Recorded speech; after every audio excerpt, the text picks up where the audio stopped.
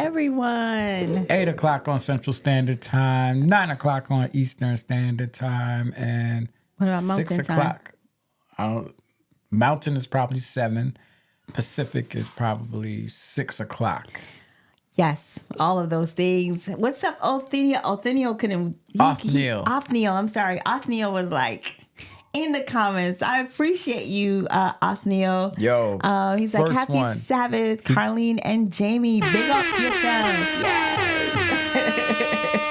Big up to all the kings and queens. Yes. Facts. Happy Sabbath to those of you who are Sabbath keepers, and happy Friday to those who are not. Right. We made it to the end of the week. Praise be to the Most High God. Made it to the weekend. Just got to go to sleep and wake up to the end of the week. Yeah. Oh, to the end of the week, yes. Made it to the weekend, but just got to go to sleep and wake up tomorrow. Yes. And start the grind all over again. You look stunning today. Oh, thank you. On this evening. That's so kind of you to say that. Colors are bright. They're vibrant. I'm feeling colors. that. Come through, colors. Mm-hmm. But yeah, we out in these streets. Day is dying in the West. Yo, yes, facts, George. Listen, where were we? What were we watching? We were watching something. I don't know if it was a church service, and the person was like, we're about to close, and he was like, let's sing. And I was like, Jaime and I were like, day is dying in the West. Best believe. But at least they didn't sing did they sing all 5 verses? I don't know. But either way, it was really, it's just a Sabbath song that I'm not, and I think you asked why do we sing that song? I was like, cause it's talking about tradition. It's tradition for sure, but it's talking about the Sabbath ending. Yeah. But it's interesting that we don't sing that on Friday. I've never sung it on a Friday. I've always sung it on a Saturday. Yeah. Well, it's sunset to sunset. Day is dying in the West. Because on Saturday, the day is dying. But the same thing on Friday, the day is dying. But if we don't say, maybe because, I don't know. Billy Augustine, shout out. Listen to me. Oh my gosh. Okay, I want us to go through our stuff, but Miguel just came on here and he knows what he started last week. Oh. And let me tell you, I feel like you started would I say a revolution of sorts? Yo, Fashion Friends. It's about to blow up in this piece. Yes. So what up, Fashion Friend? Shout out to my guy Miggy. Big ups. Billy Augustine says that she sings it on Fridays. Okay. I don't think I've ever, for family worship, I do not remember singing it. Me either. I just remember rejoicing when that song was sung on Saturdays. And the reason why is because it's always interesting to me that me growing up in the Adventist church, particularly a Caribbean church, it didn't matter what time the sun set. You couldn't start doing regular activities until that song was sung. So it would be 9 p.m. or it'll be dark and they'd be like, all right, time to close the Sabbath. Don't turn on the TV until we pray and close the Sabbath when the sun has already set. Because you have to close the sun. You have to close the Sabbath properly. You have to make the Sabbath be closed with that song. Right. So it's just tradition. So once you heard that song, you already know. Yes. Freedom. Golly. Anyway, you know what? I'm doing a little sidebar. You know what I never understood? For those of you who are not Sabbath keepers, we used to have something specifically for the youth of the church, and it always used to happen in the afternoon part of the day. And so, AY? Yeah. Oh. But I'm talking to people who are not Sabbath keepers, specifically, just explaining that to them. Oh, okay. I'm being mindful, or what do you call it? Whatever. You call it something. I don't know. Multi-faith? Interfaith? I'm being conscious or aware of other faith okay. or other people. Right. I forgot what it's called. People don't. I don't know what it's called. but Okay, I thought just you being would, conscious Mr. of Okay, all right. Just other people who watch our show. Okay, so what used to bother me was this: when the sun was setting earlier, like usually in the winter times, we would still be sitting in church having AY. Yeah. And that joint was like, yo, the sun is set. Like, why are we still doing church? It was like you couldn't end the AY program before the sunset. So you had to stretch it out. And then when the sun set, you still going. Like, yo, close the program. Sunset, let me go. Give me freedom. Like, I want to leave. I want my papers. I want to go home. Okay, so Billy said, facts. My favorite time hearing it was Saturday's sunset. Mm-hmm. Yeah, you got to hold hands together. No, that was Bind Us Together. I'm sorry. Bind Us Together was also another closing of the Sabbath tradition. Every song to close the Sabbath out was mad, slow, and dreary. Was it Bind Us Together? No, it wasn't Bind Us Together. It was, and I'll meet you. We'll join hands together. Meet me at the Savior's side. I'll meet you in heaven. We'll sing songs together. Brothers and sisters, I'll be there. Joyce sound like but that. you can only like the end of a movie. You can only sing. You can only lift hands on the. Yeah. I'll meet see you in heaven. Well, join hands together. Sounds like some farewell end of the movie. Like, but it was so great though. I'll miss you. I'll miss you, Bo Peep. Bo Peep, Johnny G. I'll see you on the other side when we hold hands together. Yeah, side by side we stand. That's the song. Yo. Side by stand. But that song also had a lot of verses. I'm telling you, every song to close the Sabbath is long and dreary. Side by side, stand awaiting, Samantha. Worshiping the Saviors. Da, da, da, da. I can't even remember all the words, but that was another traditional song that we would sing when we were trying to leave. Like, bro, we started singing at 6:30. Why are we still here at 9:30? Singing the same song. It's true.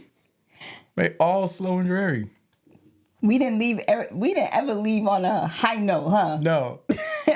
It's not a day is dying in the West. That's like, day is dying in the West. And don't rush that thing, because they will definitely tell you. No, this is what we used to do. We used to try to rush. What was it? Day is dying, heaven is touching earth. Da, da, da, da, da, da. Da, da, da, da, da, da, da. We used to try to speak, holy, holy, holy. Like, don't rush it. Don't rush it. Don't pull down the sun. I don't know music like that to know like the beats, but I know that joint was like way slower than the original beat of that song. Hey, Robert Kennedy. Shout out to Robert Kennedy. What's up, man? Love what you're doing on YouTube. Let me give you some horns, bro. Robert Kennedy said the chords are dope, though. Okay. Man, I don't know nothing about no music. I just know it's slow. I could see that. I could see the chords, the variation. I just know I want to go to the corner store. I want to go to the Chinese. Right. I want to go to the Chinese food store where I want some chicken wings and French fries with the hot sauce and the ketchup. Can I go? That combo was off the chain. Facts. Oh my gosh, that joint is so good. But they don't do AY like that no more, though. They don't do AY at all. They don't do How AY about we at talk all. about that? Billy says it be the most driest rendition of hymns. Like, can we add some bop and soul? Yeah, that quarter water. They be telling the drummer, you can sit this one out. You gotta sing "Day Is Dying in the West." I don't think I've ever heard a drum. No, Never, because the musicians leave after divine worship. They ain't coming no AY. You ain't paying me enough. Yo, I feel like we need to do like a updated AY program. Like what we wished it would be. What we wish it was growing up. Like doing like it's like a redo of sorts. You don't need like 2 programs. You just need like one good program of AY. Sing all the songs, all the choruses with like all the band accompaniment. That would be nice, but you gotta pay the musicians to stay. Yeah. It's like a They ain't staying.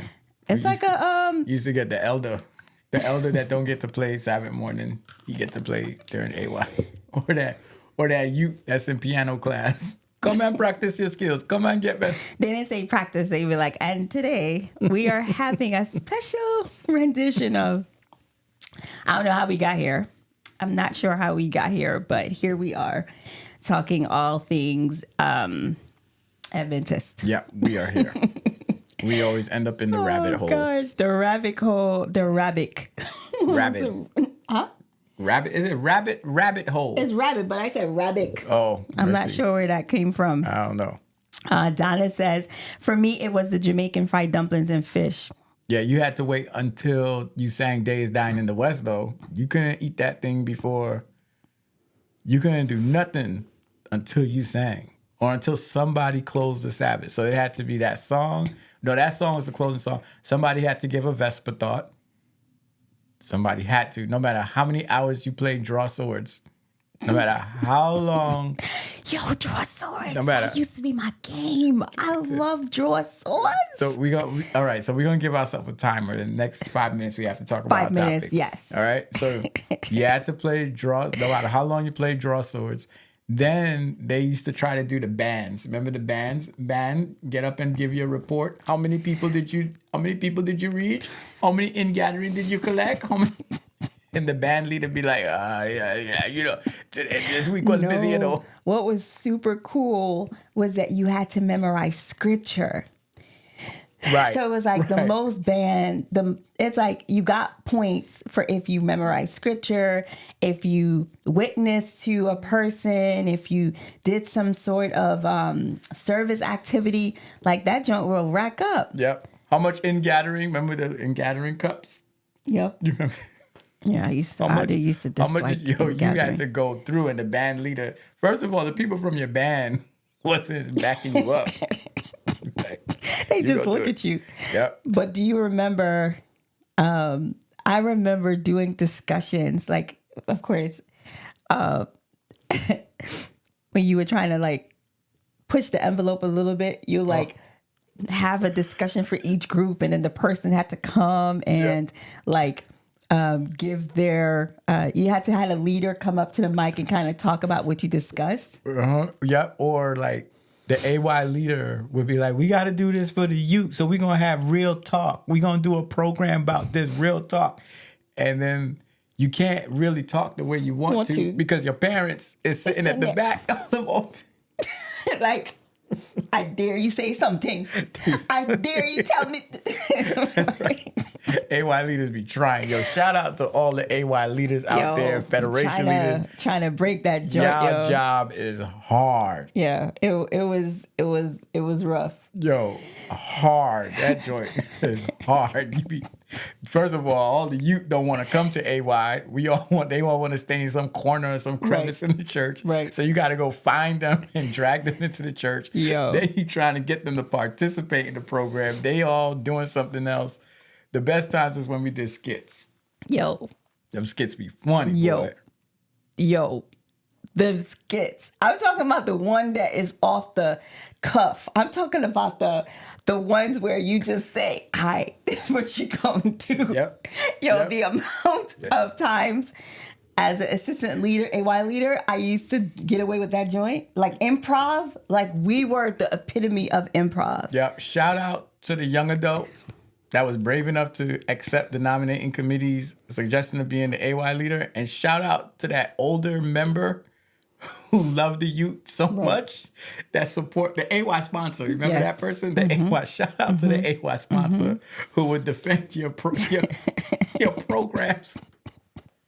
They be coming faithfully to AY, and them kids don't be showing up. Yo, this is so true. Robert says it was crazy when somebody had to play the devil in the skit. Listen, every skit had the devil. Yo, let me tell you Every something. skit had the Let devil. me tell you something. I was the devil in every skit. You lying? I'm dead serious. They be like, Jamie, you be the devil. I didn't take offense. I'm so sorry. I did not expect that. Are you serious? Yeah, I remember we did this one play where it was like, Oh gosh. I was like the devil telling people to do Lord. bad stuff. Wow. Yeah, being the devil was crazy. Oh man. I volunteered. I was like, all right, it's for Jesus.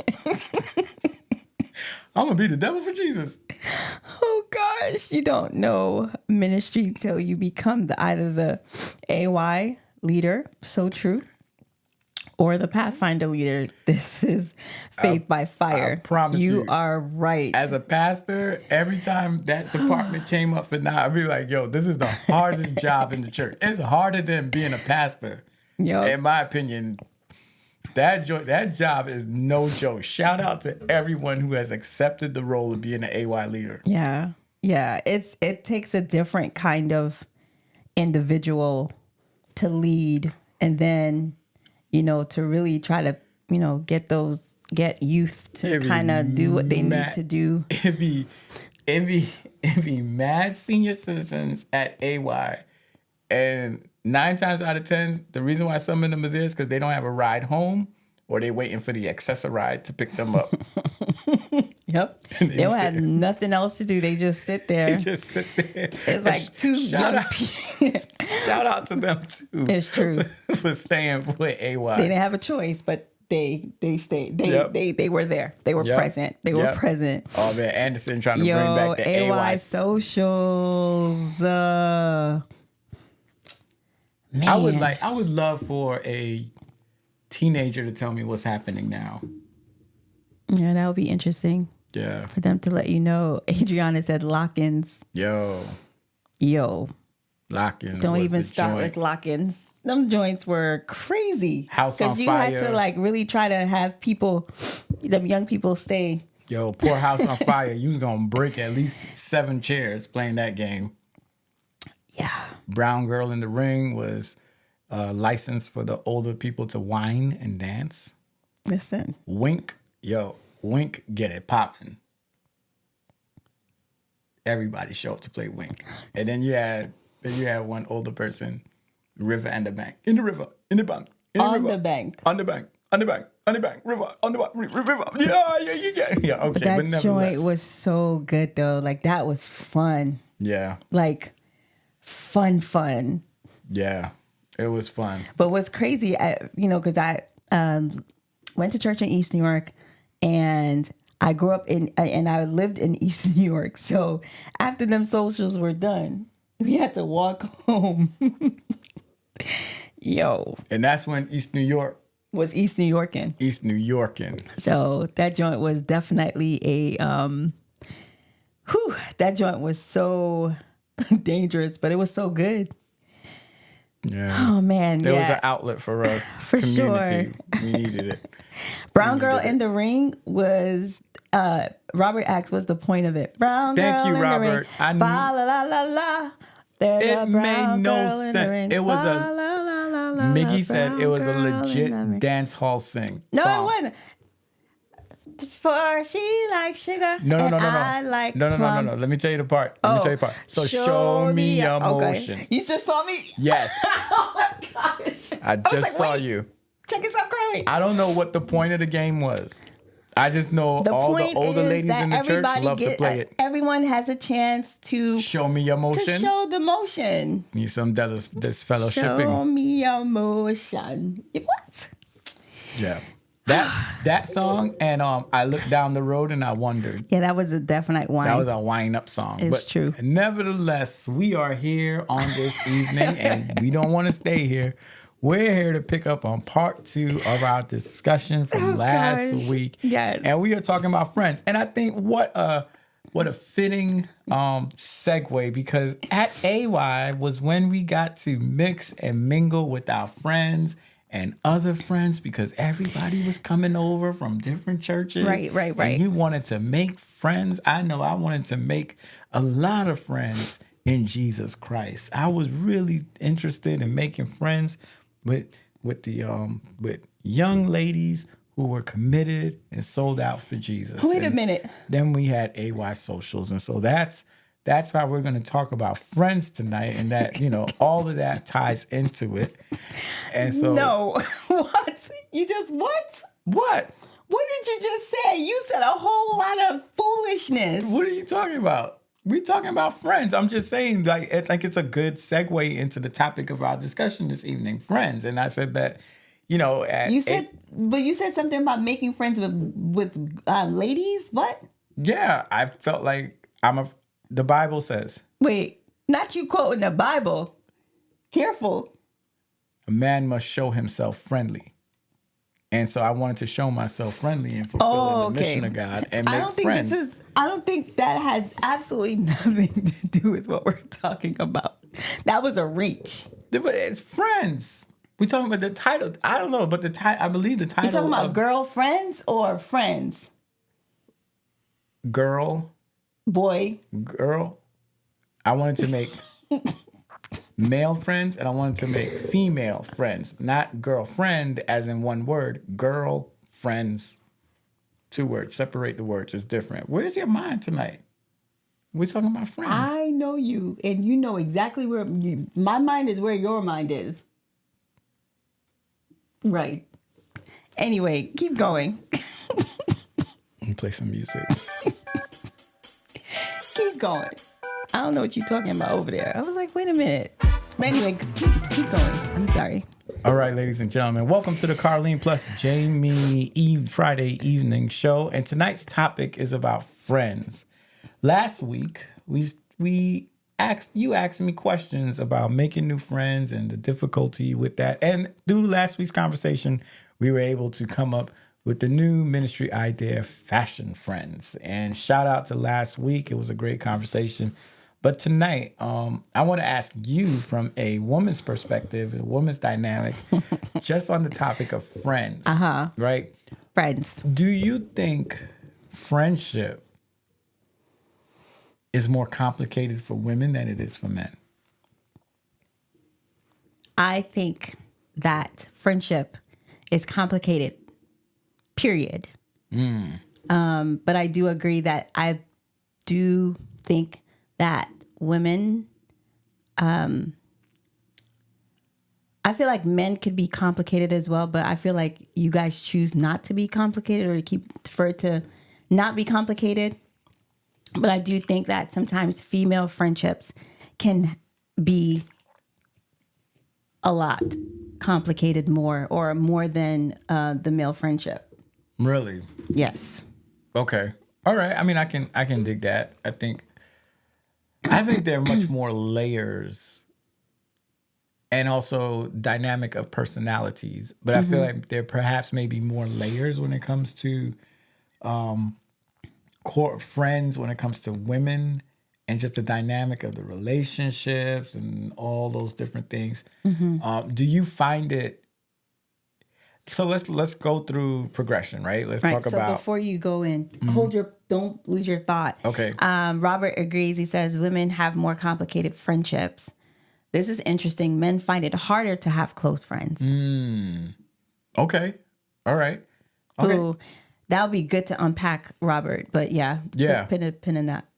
Yeah. So let's go through the progression, right? Let's talk about elementary, different phases in your life, right? And just the friendship making process. And now that you are in your 40s, how is the progress different from different phases to now when it comes to making friends and having solid relationships?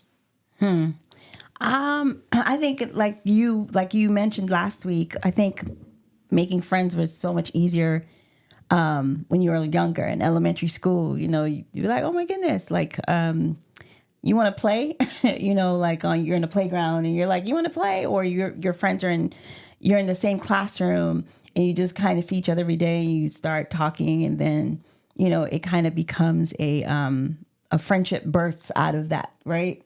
And so quite naturally, how everyone, in elementary school, how, you just kind of proximity and all those things, like you just become friends. It's not complicated yet.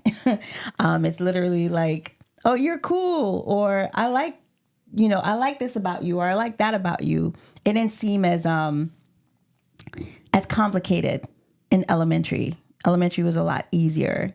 I think middle school and high school is where, excuse me, it became a little bit more, I don't know what's the word. The dynamics changed, of course, because you're older. You're now, hormones are involved, and in terms of how you see yourself changes too, and how you relate to others. And back in the day, I think, I'm sure it's like that today, but back in the day, it seemed as though in order for you to be a part of a certain friend group, or of the popular kids, like you had to dress a certain way, you have to have things, and if you didn't have that, you weren't as popular as those kids or whatever. But I'm just, in general, I would say that the progression in terms of friendships, I think for me personally, I think I became more closed with each friendship,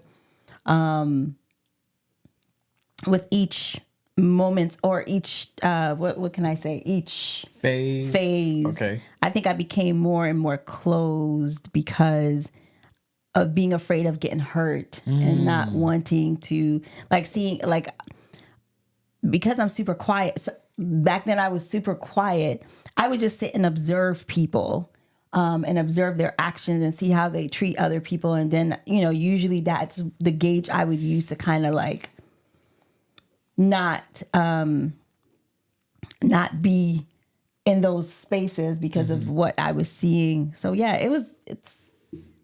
I don't know how, if I answered it. I think you're saying some good things. Like, there's a few comments that I want to highlight, but Adriana's comment right here, tell me if this resonates a little bit. She says, it was harder for me to make friends when I was younger because I was insecure. I am more secure now, so my friends are more intentional. Gotcha. So younger, you're talking about like from, I guess, adult, like 30s, Adriana, and down. I feel like I was more insecure at the onset, like elementary. Yeah. I'm kind of like, I think I'm kind of resonating a little bit with Adriana is saying, and for the reason being because I think when you don't know who you are, sometimes you may try to find yourself in other people, or trying to fit into different things, which is why maybe some friendships are flaky and they don't last. And so, like, I mean, I can understand that notion of, maybe the insecurity within oneself. But you're saying at the beginning, when you meant at the beginning, are you meaning in your younger years? Like elementary, yeah. Like elementary to probably middle school. I think I was like insecure about like friendships. And I think for me, I'm going back now. I'm sorry. I'm going back. Because when you talk about elementary, I just thought about like, yeah, it was a little bit challenging at the beginning of being here in America, not being a person born in America. So I had to like assimilate to this new culture, this new environment, where now I'm literally speaking with a accent, and so I stand out like a sore thumb. So trying to figure out how to now become like my peers, I felt like, I guess the insecure part was like trying to figure that out all the while trying to fit in. Right. So, Yeah. okay. So that I can see where the insecurity is, and you questioning yourself. Right. Because you're in a different environment. Correct. Right. Okay. So this other statement is here too, right? From Maya. The closer the friends, the more complicated. hence the different dynamics. I don't know. I don't know. The closer the friends, the more complicated. Because I would think that the closer you are, the less complicated you would be, because it's almost like there isn't a lot of things that, there aren't a lot of things that you have to kind of go through. Because, a lot of times, sometimes you are questioning or wondering how that person is or what they're thinking, and so I'm thinking the closer you are, the more conversations you would have had to solidify that friendship, so it's less complicated. That's what I would assume. That I don't know, I feel like if I'm close to you, then it should be less complicated. If I am not close to you, that's where it becomes complicated, because the lines are like, are you for me? Are you against me? Are you with me? Are you like what's happening, right? I'm constantly questioning that, and that's where the complication comes in. But if I know you, I don't have to question your loyalty. I don't have to question like all those things. So I don't know. I don't know. I think the complications can come when it's like you're juggling different friends, and when you're juggling different friends, and maybe you're in situations where some people don't get along with each other, and then you have to be in the middle and kind of like, be in that space. And then I think complications can also come with just the different personality types of different friends. And it's almost like, what do I do? How far do I go? I still love you. I care about you, but you could be draining me at the same time. So some people in the comments are saying that friendships amongst women are not as linear or not straightforward. So I'm assuming that for men, it's straightforward. It's like, yo, it's this. We good. We cool. I don't got to talk to you for a few months, but I know we still peoples. Mm-hmm. Do you believe that the friendships you've had or friendships you've experienced throughout your life or throughout your years, is there more work, or is it seem complicated, or is it? It's definitely more work, and it's definitely complicated. Because I think a lot of times there's just so many different emotions and thoughts. And like my good friend Golda, she says, she always says like women are territorial. And sometimes they're more territorial over their friends than they are their husbands or their people, their person. And so I think sometimes women, it's almost like a play on like the sandbox, right? Like you playing in the sandbox with the child on the playground. So if I'm playing with Sally, and she don't have to be Sally, let's say Keisha. I'm playing with Keisha on the playground and in the sandbox, and all of a sudden, I'm trying to think of a girl's name. Kelly comes, and it's almost like I'm starting to play with Kelly, but Keisha's like, why are you playing with Kelly for? You were playing with me. And then it just gets all messy. It gets so messy. So, all right. In the comments. So I think Maya is agreeing with you with the statement that you just said, that female friendships, I try not to use the word female, women friendships are territorial. Yes, absolutely.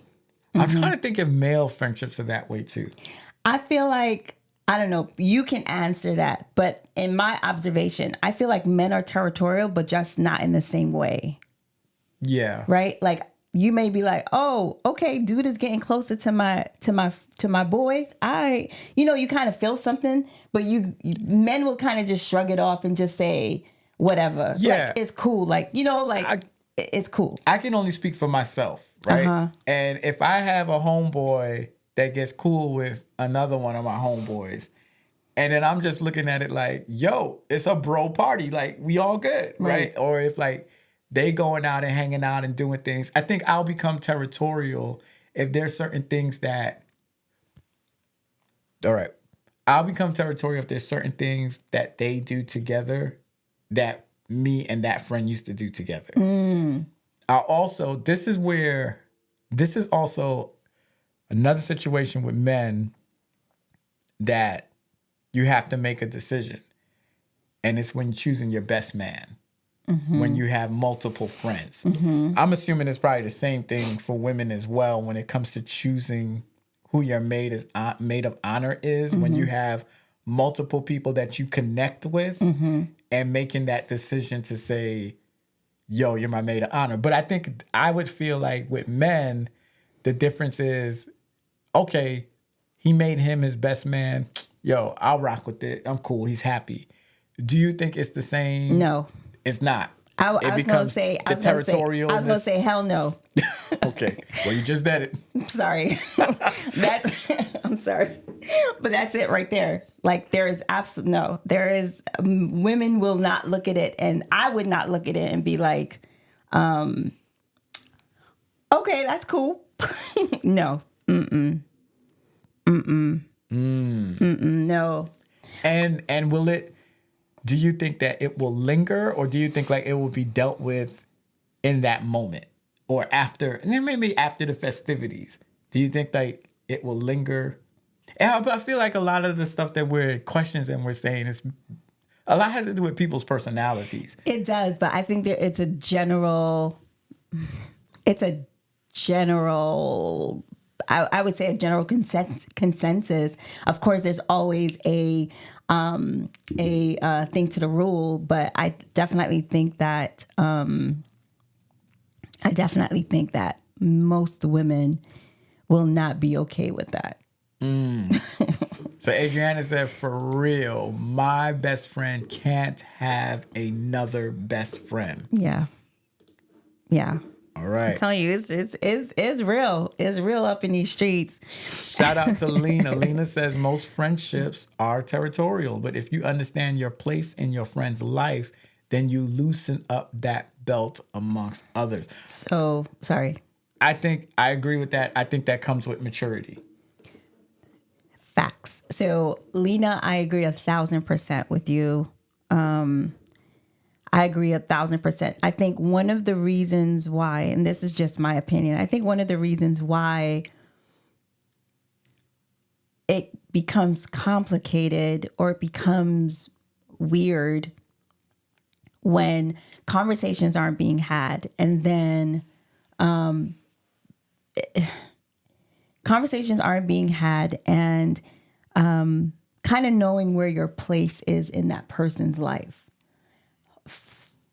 And I think that one of the things that I've learned over the years is not having one person fill that bucket, right? It's almost like you do a disservice to that person where all you do is go and expect for this person to fill your bucket. It's near impossible. But if you depend on it, it's not, I don't think it's healthy. I feel like we talked about last week, I do believe that every bucket that you have should be filled by different people, different interests, different kinds of things. Because I feel like one person doing that is just not good. And so I think once you know who filled your bucket in a certain way, I think it's important to emphasize that in your friendship, where it's almost like, I enjoy spending time with you in this way. And also when you're spending time with that person in that way, that you treat it just as that, right? Like where, I remember having a friend, and where it kind of felt as though it felt like I was the only person in that person's life, right? It felt like I was the person, right? But then it wasn't so, right? They just did a really good job at maintaining and making me feel that way. And I feel like every person deserves that. Like if you and I are in a space, I'm going to completely be all in that space. And it's not to say that it takes anything away from you when I'm in a space with someone else. It just says that when I'm with you, like, I am completely all in. When I'm with someone else, I'm completely all in. I'm not half in. I'm not like trying to mix the world. Nope. I'm here when I'm with you, and I'm here when I'm with you, and when I'm here when I'm with you. So I think that was something that I had to kind of learn, because I didn't know how to do that, because I just thought all in just means all in. But all in for me now means like, if I'm with you, if we're spending time together, I'm all zoned into whatever it is that is happening between the two of us. So what I'm hearing you saying is that this was a progression, that this wasn't something that you knew before. This Right. was now this new revelation that you're at, this new place that you're in with comes to friends. Was it a learning experience based on what has transpired in the past? Or was it just like, in my 40s, I'm just looking at life differently? Did something trigger it, or is it just a natural progression of just with age and time? I feel like experiences are teachers. And so I feel like the experiences that I've had with friends have definitely taught me how to be a better friend. Right? So it's almost like what you used to say in your sermons. You always used to say, in this particular sermon, you always used to say, be careful how much you give, because you may be making that person better for the next person. You remember something like that? Facts. I remember that. And so I feel that the experiences that I've had have taught me how to be a better friend. Because if I'm honest, being a friend, it's either trying to learn it from, for me, it was learning it from TV.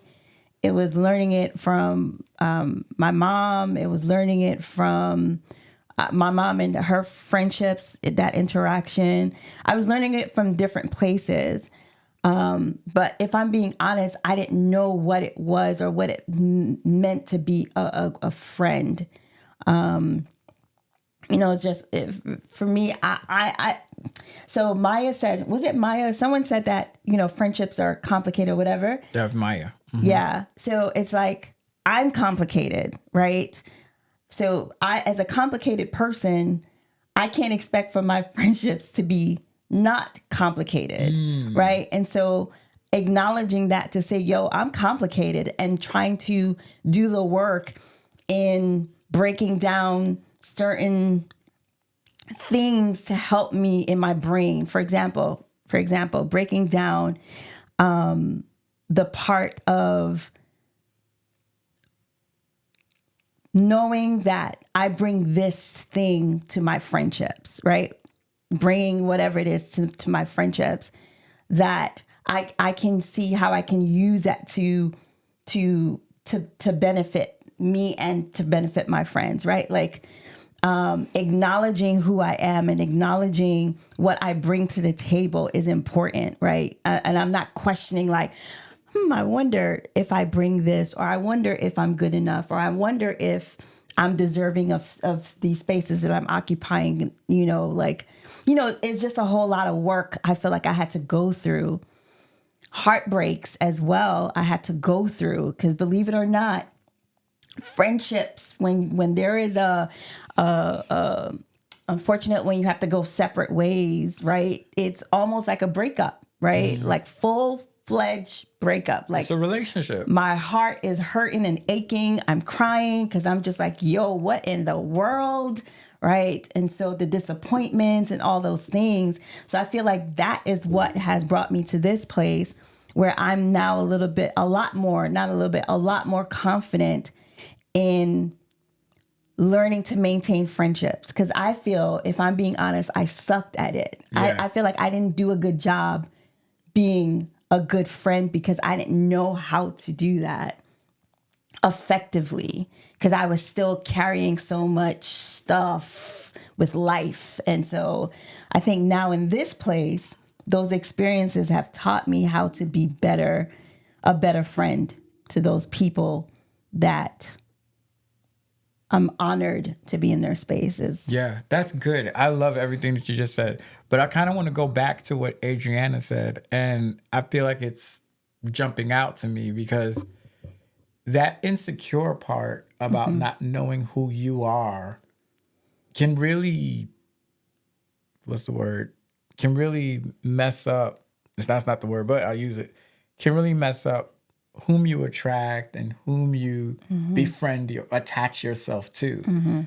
Because I like I love what you're saying. It's like you're saying now I know who I am and I know what I offer. And now I know who I can offer that to. Yeah. So I think like what I was hearing you saying was that in prior times I was looking to get something from somebody, or I wanted, like, I think you mentioned how you felt like you were that person to that person, but then turns out you weren't that person to that person, right? And so, you know, it ended up becoming a disappointment when you realized that you weren't that person. And I think that evolution helped you understand who you are and what your expectations are and how to bring it. So I just think that statement, I never thought about it from that perspective of friendships are complicated because, like you said, I'm a complicated person. We're all complicated humans. But they're also my insecurities.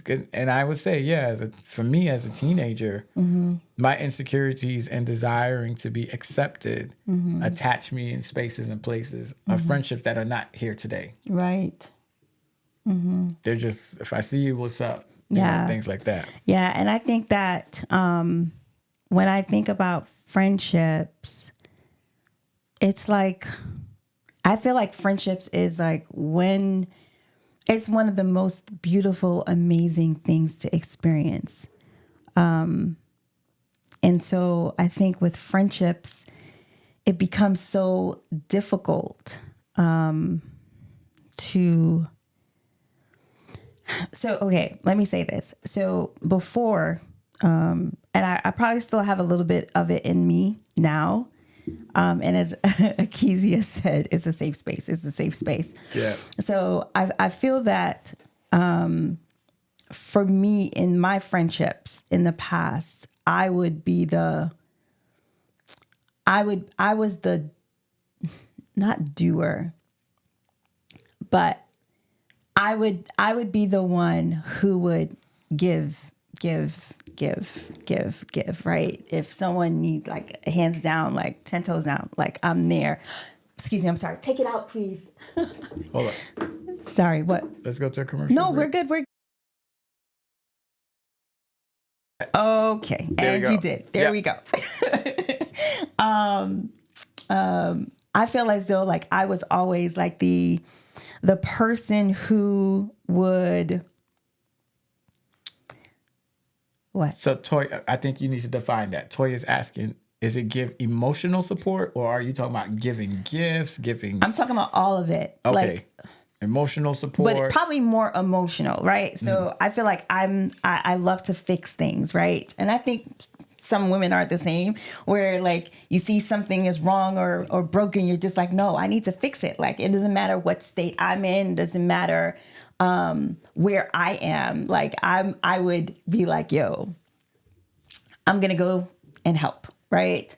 Sometimes to my detriment, right? Because sometimes in those moments, right, I could be going through or suffering through something, but I would automatically like say, it's not about me, go and try to help that person. And so, or individuals. And so now, I'm really trying to emotionally be able to not give so much of myself that I'm at a deficit, or where I'm so accustomed to giving, where I'm so accustomed to giving, where people are like talking to me, when my friends are talking to me and divulging themselves to me, bearing their souls to me, of course, with the expectation that I'm going to also do that. But I would all automatically say, nah, it's not about me. Like, let me fix this. Let me talk to you. Let me talk you through this. Let me help you. And so the more I did that, I realized that I was not receiving what I needed it's weird. I wasn't receiving what I needed, but I needed for that person to know, like, hands down, Carlene is there. Like, whatever it is that you need, I'm there for you, right? But what happened is, the more I did that, the more I trained the friendship. And when I say train, not like I'm purposely doing it, but realizing the more I did that, it was the less I received the, hey, how you doing today? Or, yo, you good? Or is there anything that you need? Because the friendship became where I was more doing than... So it always appeared for me, not for me, it always appeared to some of those friends as, Carlene is good, you know, because they were like, how are you? I'm great. Yeah, you ain't got no issues or problems because you're fixing everything. I'm fixing everything, right? You're listening, you're a listener, you're a fixer. Yes. You're showing up. Yes. And so in turn, I didn't realize that in doing that, and it's no fault to that other or to those individuals, but it's almost like I was saying, like, don't worry about me. It's all about me worrying about you, me helping you, right? So it was something I had to... Does that translate, or does that sound like you being the strong Black woman, or you having to... I don't know if it's a strong Black woman, or like not wanting to present yourself as somebody who needs fixing or needs help or needs somebody to talk to, that persona, like, I'm here to fix it. Lack of wanting to show vulnerability. Yeah. Which is why, like, you know, for sure, maybe that door wasn't open. Maybe your other friends show, like, yo, I'm an open door. I can talk to Carlene. I feel like that. Right. But you know, you are kind of climbing up like a shell, and they're probably thinking, I can't open up to you, or she don't need nobody to open up to because she moving, she doing the thing, and she's all right. Right. Exactly. So that's something that I had to learn in this age, in this season of, you know, making friends, is being able to not always try to be the fixer, but I think after expressing, like, this is what I often do, and then having the friend say, hey, Carlene, how are you today? Like, I'm good. How are you doing? Let's fix you. Nah, how are you? Right? So those are the kind of friendships that I'm currently experiencing, where they understand that it is in my nature to do that. Mm-hmm. But they are like, nah, not today, not tomorrow. It's going to be a two-way street where it's going to be, we are both sharing, we are both talking through if we have any issues, and there's vulnerability on both sides. Yeah. So that definitely has helped me to say, okay, this is how I know that this person is my person, because they are defying what my natural thing is to do by turning it and making me realize, like, I can take whatever it is that you are going to give, or whatever it is that you're wanting to share. It is okay. And so that has felt amazing on this side, because, you know, oftentimes people will look and say, that's the strong woman. And yes, I am a very strong woman, but I am a woman who have moments where I feel all the things that, you know, that women feel. And so I think that has really been an amazing experience on this side of town. Yeah. Because one, you almost come across as like, from the outside looking in, you're the strong one, you're the fixer, and you almost look like, it almost like asking Superman, do you need help opening a can? Right. Nah, so you Superman, you got it. Right? I got it. Mm-hmm. And then you got to keep acting like Superman. Correct. and you got to go in a closet and struggle and open up your own can while everybody else doing their own thing. Correct. And then Anderson Sarant said something that was pretty profound. He was like, the problem with being the fixer is, he said that you attract emotional vampires. That's good. Yo, that's a word. Yeah. Yeah. And just realizing the beauty in the balance, right? And I think that's what makes it less complicated.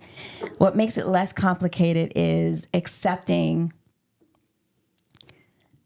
knowing that someone accepts me for who I am completely, and maybe not completely, because that's Jesus. Jesus accepts us completely. But for the most part, that people, but that friend would accept me for who I am, quirks and all, and I accept them for who they are, quirks and all. I think that's the beauty of it. And also being able to find the people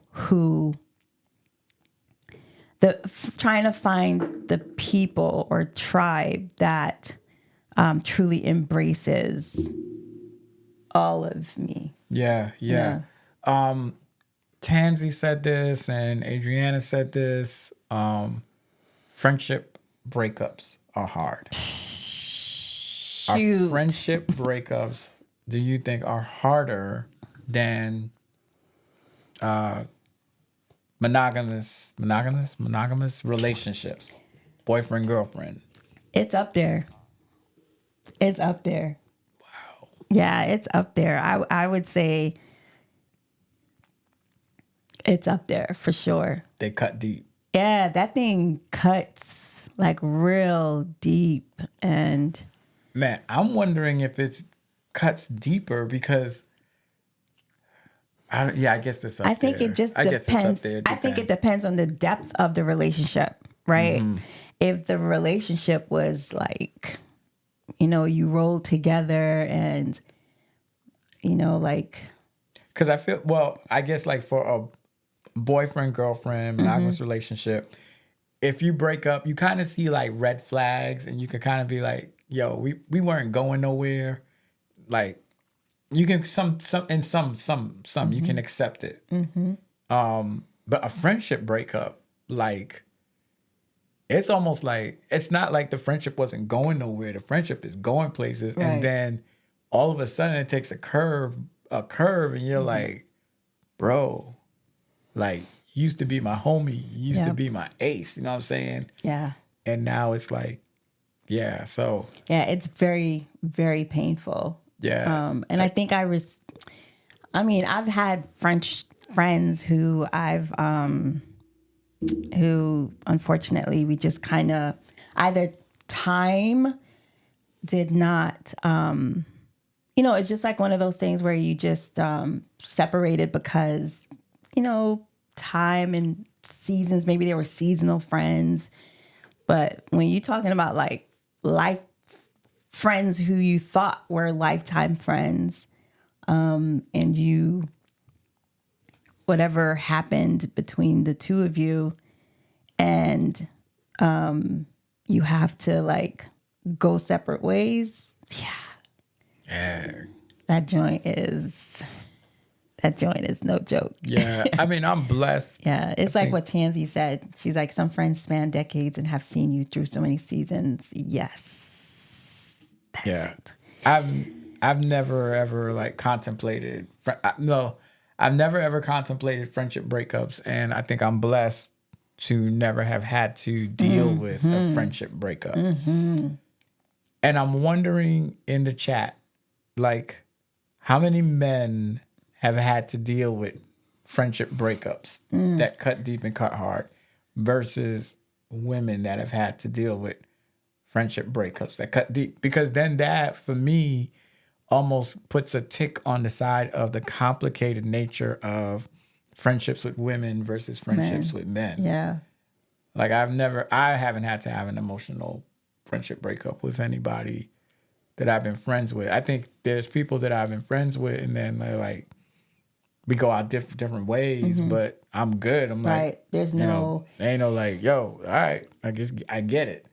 But I've never had a friend that I was tight with that I've had to break up with, and that it's cut me deep. But to each his own. Yeah, We all have our definitely. different experiences. Definitely to each his own. But when that joint happens, whew, Jesus. Yeah, Toya said she had a few. Mercy, Lord. Mercy. I pray your heart is healing. Because that stuff is like is rough. Anderson says, I have, and it's a relationship I still mourn because I see how I played a part in the breakup, and with maturity, I see the errors of my and their ways. Yeah, and that's a good point to bring out. I think in the healing process, like, how did I get here? I think recognizing that it wasn't like a pointing the finger at the person. It was more like, how did I contribute as well? Like you would in a boyfriend, girlfriend, or a whatever. But it for me, I use it as a means to learn how to navigate friendship better. Do I have it all together? Is it perfect? It is not. But I believe I am better than I was in my 20s or even my teenage years, or maybe even in my 30s. I think before I knew the value of friendship, but I just didn't quite know how to friend the way that was healthy, the way that was,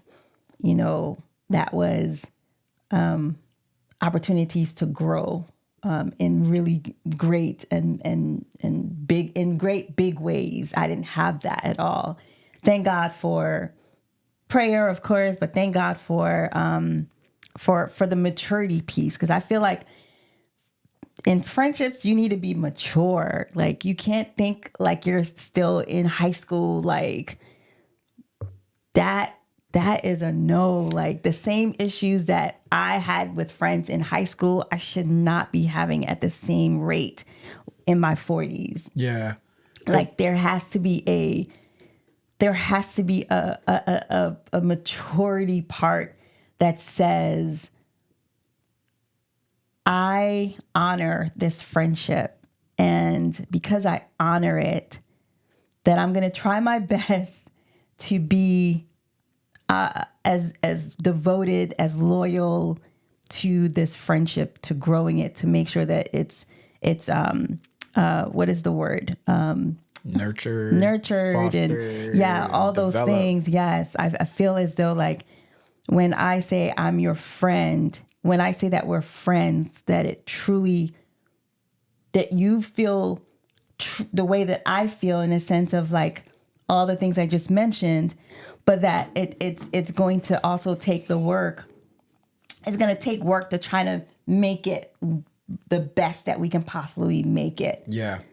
Yeah. I think I heard that. Well, I think the truth is, and what I've discovered from talking to you tonight is there can be something as overfriending someone, like going over in a bond or beyond.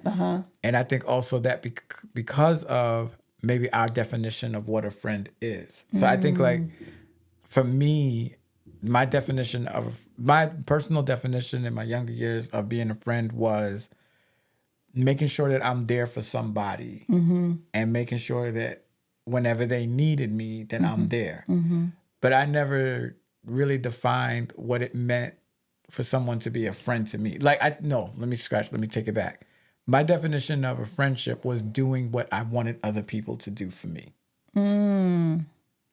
Right? Like, I'm going to do this because I'm your friend, so I expect back. And I think that's where the problem comes, because of the expectations. Because that person's definition of friend may not be the same your definition is. And they're probably like, nah, I'm all right. Thank you for doing that for me, but I ain't doing that for you. You know? And so when the tables are turned, and like we were saying, yo, I was looking for that, they're probably they were like, I'm not doing that for you, or I'm not doing it. So I think there can be an issue of over friending And I think also too, insecurity can be the reason why, is because I need to show you that, yo, I'm a true friend and all of that other stuff. So it's complicated, men and women. But I point think, blank. but to your point just now that you're just making, I think all people, all of us need that affirmation. Or let me speak for myself. I don't want to speak for nobody. I feel like I need the affirmation of knowing if we're friends, like we're locked in, right? And I think sometimes based on people's behavior or based on people's actions, based on maybe what they may or may not say, may make you feel like insecure about the friendship, right? Some may feel like, oh, well, it seems as though they're calling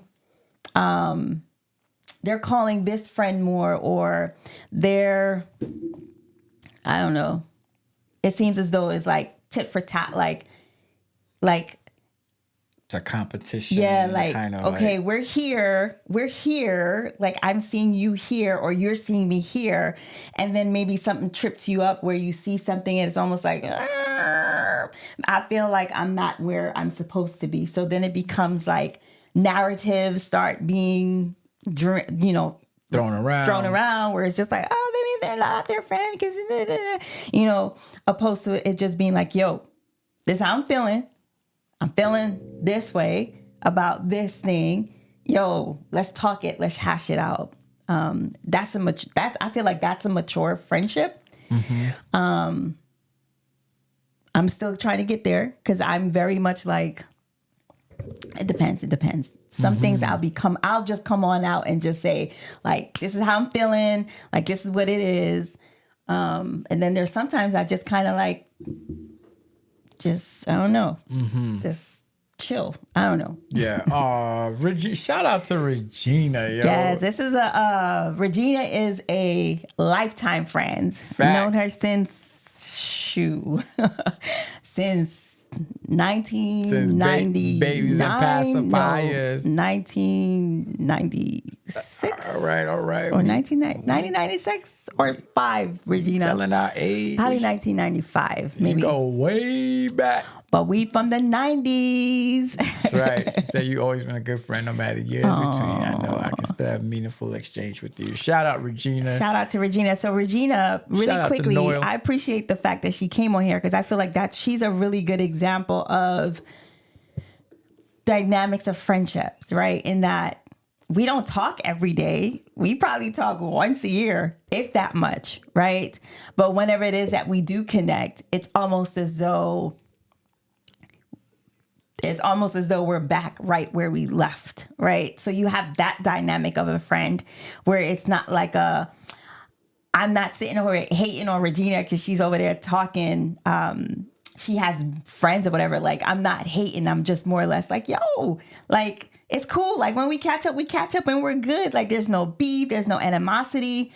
Like, those are friendships I think I've learned to appreciate because it's almost like just accepting, like, we're humans and life sometimes get busy or whatever, but the love remains, right? The love has not been lost. The love still remains. So I think that is another part of the dynamics of friendships that if not, like if you've not done the work, like you have to recognize that not everybody is going to be the same kind of friend all the time. There are going to be different changes. And sometimes it's hard to accept because you're just like, but the core of it should be whether or not we talk in a month or 3 years, as long as if I see or hear about you and you're doing well, I'm happy. I'm good. If you're thriving and you're living a life, and even though we're not as close as we used to be, and we ace boom coon, but I can hear from somebody else that you're doing good and you living your life. It may hurt me that I didn't hear it from you, but at the end of the day, I think as a mature person in a friendship, they're always gonna want what's best for that next person. Yeah. And not be territorial and be like getting all angry, like, rah, rah, rah, rah, rah, rah, rah, rah, rah, rah. I think that's my personality. And I think that's also a level of maturity and growth. But at the end of the day, I think Carl said it too. Like, we also, language matters, right? And we have to define the relationship. Yeah. And defining the relationship means, are you a friend or are you just an acquaintance? Are you, and then also, is it for a season? I do believe people come into our lives definitely for believe seasons, that, and yeah. at the right season, and Yeah. at the right time, and then But even talking about those seasonal friendships hurt too. yeah, But a lot of us don't talk about it. But sometimes when you're like really cool with someone and then you're no longer as cool, there's a change in the dynamic of the friendship. That hurt because you're just like, yo, what happened? Like they were there for a season.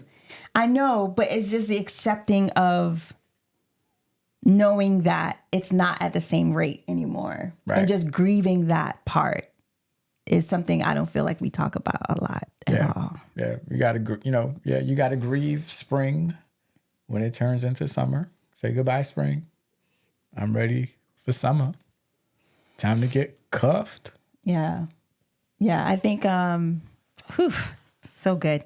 I think the what? Maya said they hurt when you don't want them to be seasonal. Yeah, when you don't want them to be seasonal. Right. I'm saying that. Yeah, I'm agreeing. Like when it will hurt when you don't want them to be seasonal, but if they have to be seasonal, they gotta be seasonal. That's true. But yeah, I've come to love friendships and enjoy the process. I'm learning to enjoy it more now. I think that God has really, I feel like God has helped me to change my perspective on how friendships should look. And also, I think he's really helped me to be able to be open. Yeah. To be open. I think I was talking to, actually Tansy, I was talking to her, and one of my goals for this year, or something that I'm working on, is learning how to stay open, be open. I believe I didn't make it up. Michelle Obama definitely did. When I listened to her interview, and she was just like, she teaches her daughters to be open, and she teaches her daughters to be open, and then when it is time to let them out, right? When things don't go the way, or when it seems as though they're showing themselves or smelling themselves, or just don't be afraid to let them out. Yeah. And so I think that is the part, because I've not been open. I would say most of the time I've not been open. And so this enlightening thing, this enlightenment of sorts, where stay open, because I think a lot of times I've been just very guarded. I'm a guarded person and kind of held it as a badge of honor, like no one can't get inside of this heart of mine, and kind of championed that persona, right? While dying inside, while going through alone, right? And so I think that being open creates this this perspective, this beauty in seeing that there's so much beauty in people, in humans, and giving humans a chance, right? For me, my motto was guilty until proven innocent, I think it was. Yeah. Yeah, it was almost like, nah, I don't trust you. Like, you shady. Like, I ain't trusting you, right? Like, off the bat. Like, New York. I don't trust nobody, right? Don't put nobody up in your space because and New York state of mind. It's the New York state of mind, but I think it's also the Black state of mind in some spaces as well as the church spaces. Yeah, I think it's also a damaged, kind of like broken place of distrust and relationships in the past that you were open to that has pulled you back to be like, nah, I don't trust you because you might make me relive my pain. Exactly. That is so true. Yeah. And so always being on that defense. And I think that the body, for those that are in psychology, I think that the body definitely has the natural, innate feeling of, okay, it senses danger. It's time to go. Right. But I think sometimes because of circumstances, like we keep it like here real close to our hearts, to ourselves, because we feel as though everyone is potentially going to hurt us. And that is true. Everyone may potentially hurt. We have not even dived into emotional trauma of childhood, of abandonment from a father or from a mother, or abandonment from somebody that we looked up to, and how that it messes with us in our adult life and making friends and keeping friends, betrayal. Like there's so many dynamics that just go into it, right? Like we didn't even touch the surface of how our stress from growing up has affected us as adults when it comes to navigating and managing expectations from people. Yeah.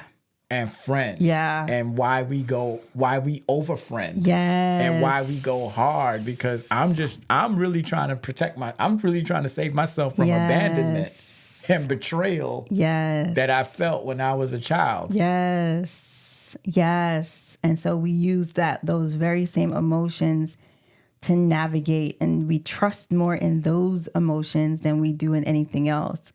And so I think it's work.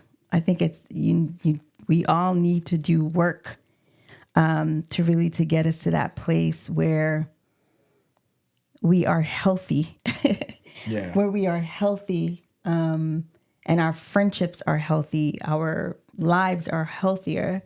Because if we keep looking in the same lens that are, like you just mentioned, I feel like we'll forever.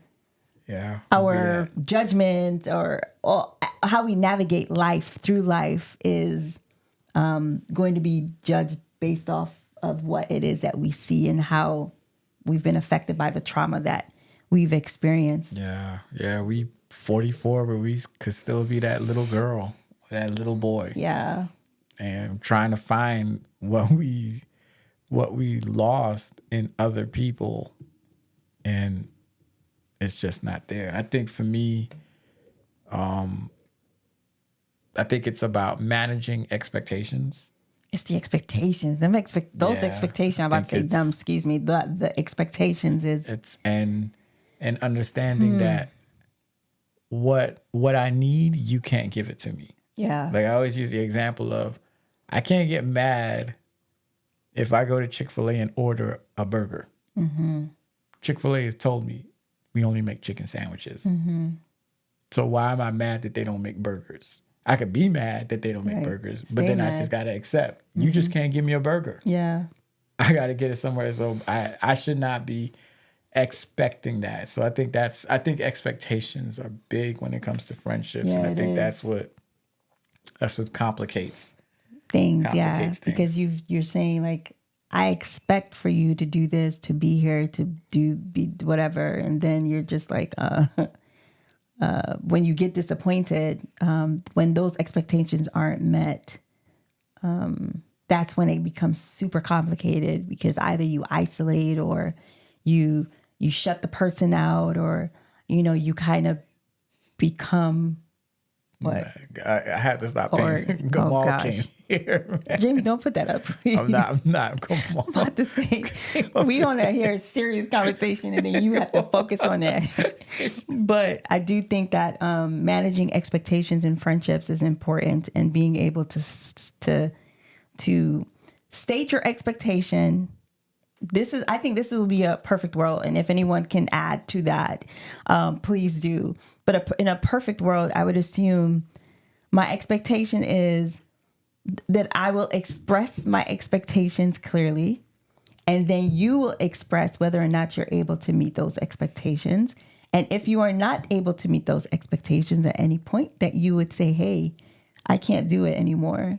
And there will be like a conversation of being able to have, to be very clear and open about those expectations. But unfortunately, they just keep being unmet, and then distance come between the two or three or whoever is in the friend. Yeah, and I think also managing yourself, like managing how I'm going to navigate now. Like I'm not going to. I'm. You said it. Boundaries. Yeah. And just because I don't want to be let down. Yeah. Anymore. So, so good. We did a straight hour and a half tonight. So good. So good. Yeah. And there's just like so much we could have talked about. But friends are important. I think it's beautiful. It's such a beautiful thing. And so, yeah. Yeah. And remember, I am a fashion friend. This is not fashion friends. This is not the fashion friends. He calls me fresh. Time. That's the closing song. No, this is not a fashion friend conversation. That was last week. Okay. Y'all need to, you all need to go ahead and put each other, get your friend group together, get your fashion friend group together, and figure out how to unite, because this is not the place. All right. Not the time, not the place. Oh, we came with the Marvin Sapp. We're not doing that tonight. But Dad, we didn't even talk about how do you find your tribe. Oh dear. We might need to come back and let us know if we need a part 3. We might need to come back and talk about like how do you find your tribe? How do you begin to how do you begin the process of finding people who fill the buckets that need to be filled? And I think Jay Shetty said it, and I think I said it last week. He was just like, write down a list of your needs.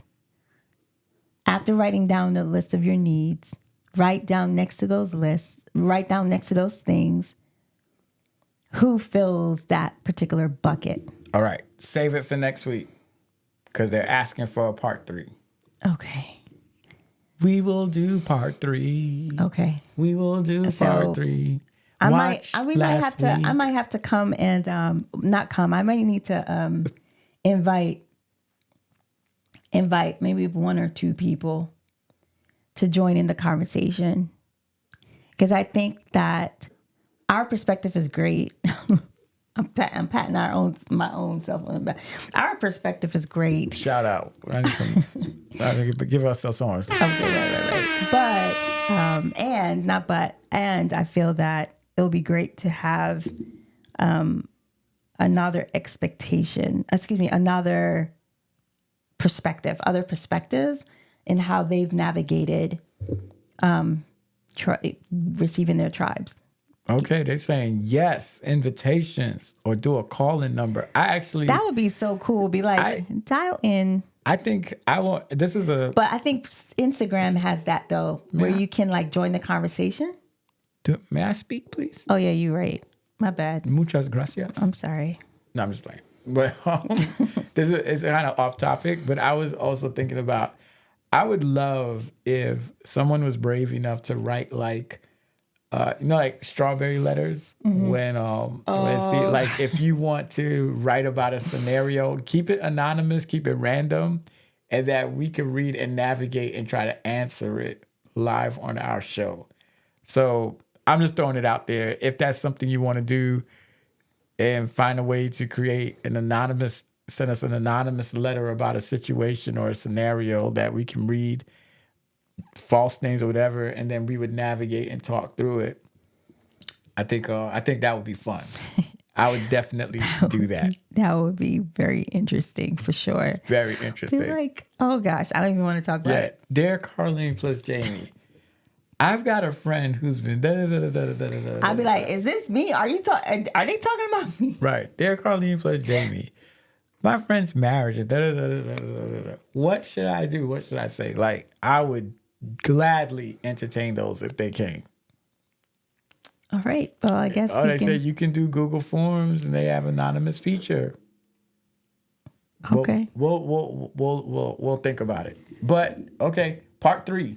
Part 3, but Finding we're gonna. your tribe. But then we'll try to have like different people come in and talk through how they found their people I love it. to navigate the space. But y'all, this has been a great conversation about friendships. I want to give you guys a great big hug because week after week, you guys listen to us and we talk to you guys too. We listen to you all too. And so we just really appreciate you guys. Yeah. So this is Happy Black History Month. Oh yeah, Black History. Show them your sweater from Father Fresh. Father Fresh, my James Baldwin sweater. I didn't even wear it because of Black History. I just wore it because it was a you dope might as sweater, well but because yeah. it is a dope sweater. Check You out see Father the- Fresh. It's James Baldwin's iconic style with the scarf and the shirt. It's just a dope shirt. It just takes up the whole thing. It's got some dope writing on the side and on the back. Yeah, check out Father Fresh he has quite a few other. Yeah. What? He has quite a few other. I can't focus. He has a few the mango letter, not the mango letter. Yo. Not the strawberry. The mango. Where's my laughing track? I'm gonna applaud that Not the mango letter. Yo. Like what is happening? joint. Mango letter. It's about to be the Guinness letter or the guava letter. Oh my God. Yo, mango lettuce. I'm sorry, y'all. I can dig. Y'all need to go to sleep because y'all are hilarious tonight. Y'all got me weak. That was funny. Yeah, The I was mango not lettuce. Mango. I feel. Carlene plus Jaime. You see how he is, Zaza? You see how he's behave? I want to clap 2 cough in the head. Mango letter. Yo, we gotta go. I'm done. Thank you, Othniel. Thank you for ending the show. We Wow. appreciate you. I did not expect that. The mango. The mango letter. Like what? Not the mango letter. Not the strawberry. I can't. Pampy just come home late. And when he come home, he just fling his shoe all over the place and I have to pick it up. Please, Carlene plus Jaime, tell me what I must do. Not Pompey. Pampy. Not Pompey. Pampy. Golly. Carlene plus Jaime, Shalian come home last night and she not cook no food and she ain't even warm up the thing in the pot and I feeling hungry and every night is the same thing over and over and over how she want this. Please, Carlene plus Jaime, help me, but I need help. We gotta go. Cause you. Mango letter. Mango. Yo, guys, it is time to go. Shalian. Jamie. Shalian and Pompey. Oh, gosh. I cannot. Yeah, it's time for us to go, y'all. Because I'm not sure what's happening to Jamie right now. So I'm dead. Yes. And yeah, this is the delirious part of the show. It's late. I need to go because I'm not going to stop. He's not going to stop. That's why I was like, it's not, look, I'm about to press the button. I'm going to keep going, mango lettuce. Oh, gosh. Where's the button? All right. This is Carlene. This is Jaime. Peace. Signing out. Mango letter. 3, 2, 1.